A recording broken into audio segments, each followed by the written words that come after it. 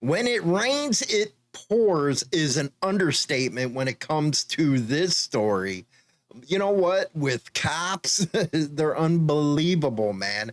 You do something nice, you try to tell them, hey, we're going to be in this area.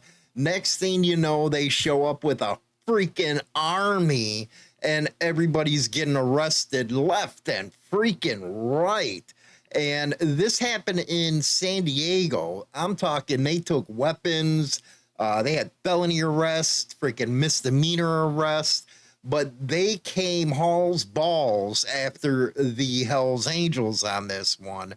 And all they were trying to do was get together, have a good time. You know how it goes. And like I said, you give a little warning because most clubs will say, hey, man, we'll be in this area. Don't freak out, all that kind of stuff. And what happens? They freak out any damn way. Let's cover this story, man, because it was pretty messed up when I actually looked at it. We're getting this off of HarleyLiberty.com here. In the final weekend, and by the way, man, it's also InsaneThrottleNews.com. It's our personal little friggin' news for you, everything biker over here.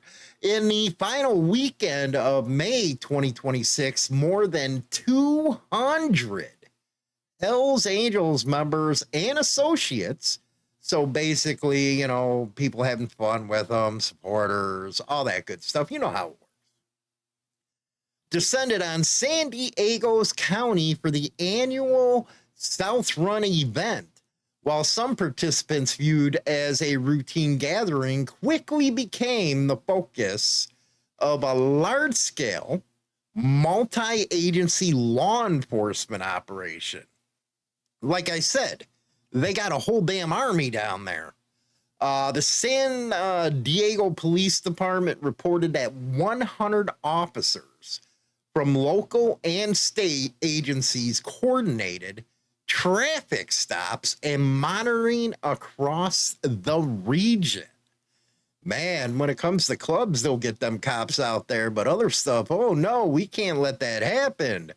You know, the poor babies when it comes to other people, but when it comes to bikers, boom, they'll hit you like that. Now, here's the outcome. 64 traffic citations were issued, 4 misdemeanor arrests, 20 felony arrests. So that's 24 people taken into custody. Now, they seized 14 firearms. Oh, man, you don't want to get caught with firearms in frickin' California, man. Multiple motorcycles and vehicles were impounded. Officers recovered loaded guns along with knives, hammers, you know, your everyday stuff a biker carries, and other weapons from several individuals. I guess there was one suspect that fled during the traffic stop, leading officers on a high-speed chase exceeding 100 miles an hour. And I thought, here we are in California, man. It's always happening like that. You got helicopters streaming chases live, the whole 9 yards. I guess they were upset because it was in rush hour traffic in the lakeside and alpine areas. Now, many of those arrested had prior criminal records involving homicide. Now, again, this is allegedly because we haven't seen any paperwork on these charges. Robbery, narcotic sales, DUI, and auto theft. Again, none of that has come out. The SDPD framed the operation as a targeted response to the specific risk posed by the event and the club's documented history in the region. Okay, what specific events posed a risk? I don't know. And then they tried to claim it wasn't a blanket action against motorcyclists in general. They'll always come back and, you know, throw something like that out to cover up what they're really doing. And recent history of violence in San Diego, enforcement effort follows a well-publicized 2023 incident in which a group of Hells Angels and associates allegedly attacked 3 men in San Diego's Ocean Beach neighborhood. Everybody knows about this one. A lot of us covered this one. The victims were chased, beaten, and stabbed. And in 2023 of September, the grand jury indicted 17 individuals tied to the Hells Angels for their roles in the assault. And I guess, again, they'll throw that criminal street gang stuff out there. Now, going on with this, there's a question why police take an aggressive stance against clubs like the Hells Angels. And this happens at the federal, state, and local levels because they classify certain outlaw motorcycle clubs like the Hells Angels as criminal organizations rather than simple riding clubs.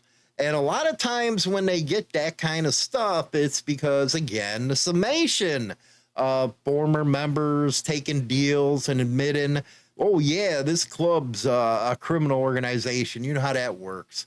Now, the designation drives the proactive intelligence-led policing seen during the South Run. It goes into a couple reasons. The documented pattern of serious criminal activity. They repeatedly linked the Hells Angels and associates to a major type of crimes and stuff. It goes back all the way back to like 1985 Operation Rough Rider, where it resulted in dozens of racketeering and drug charges against club members. Then it goes on to like the legal tools like RICO and gang enhancements. That's become a big thing now, is the gang enhancement stuff.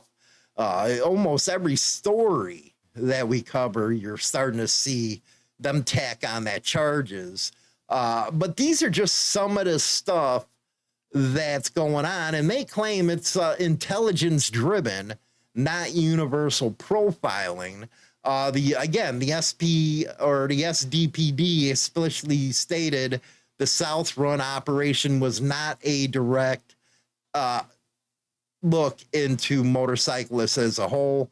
I call BS. Then it just goes into implications and the ongoing tensions with, motorcycle clubs nowadays. But I don't know, man. It seems like nowadays they're more worried, law enforcement, about going after people that really don't pose a threat, and they let people go that actually do pose a threat. All their resources, I believe, are aimed at the wrong people. And when you get together a big group of people at a rally and stuff, you know what? That's why a lot of people don't want to go down to Daytona or Sturgis or these bigger events, because you got law enforcement all over the place. And let's be honest, man, when you see a bunch of cops around, you ain't having fun, you ain't partying. It's lost a lot of its luster going to a lot of these rallies because the law enforcement is just so overwhelming. And next thing you know, you're getting pulled over, you're getting thrown tickets for the stupidest stuff, like Daytona with the apes and the decibels on the exhaust. It's like, why should I go and throw my hard-earned money that I saved an entire year for, looking forward to this event, looking to have some fun, only to be looking over my shoulder for a cop car trying to pull me over because he has that high almighty attitude? And I think really that is one of the main reasons why you're seeing a lot of the events, especially Sturgis or Daytona, their numbers are starting to come down more because people are just sick of it. Be honest, man. Anyway, don't forget to check out our music, man, over on the YouTube channel, Throttle Music. Insanity, baby. It's insanity.